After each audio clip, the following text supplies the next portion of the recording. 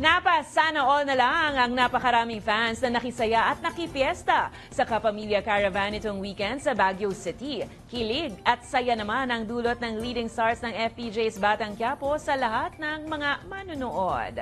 Puntahan natin yan sa balitang A to Z ni Ace Cruz.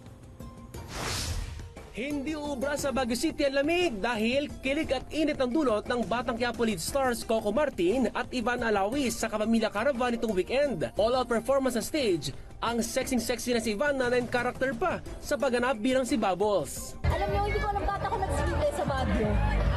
Ang lamig! Kailangan ko ng... Alam mo, medyo parang uminit ang konti. Ang kanya namang ka-love team na si Tanggol, walang preno sa pagtatanong na nagpakilig naman sa mga fan. Bubbles! May tanong ako sa'yo. Totoo ba?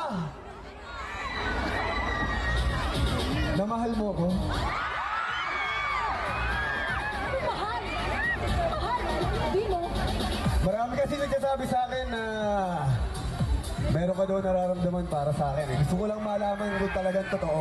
Hindi tuloy maiwasang mapasana o lang lahat. Idol ko po kasi. Kaya po, ganda niya. Ay, siyempre kapamilya. Si Tanggol. Tsaka si Don Bell.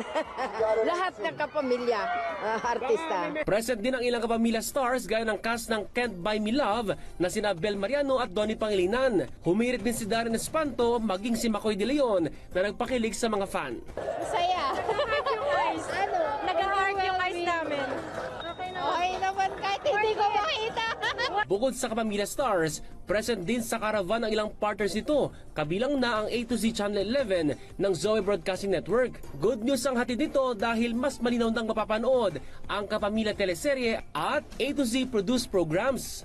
Lahat ng festival sa Pilipinas, we all know there are many Filipinos going in and out of these festivals. At kung nasaan ang ating mga transmitter, kung saan available ng A2Z, like Baguio City, CDO, Cebu City, Iloilo City, Davao City, pupuntahan po natin para ipaalam lang po natin na meron pong A2Z sa kanilang mga lugar.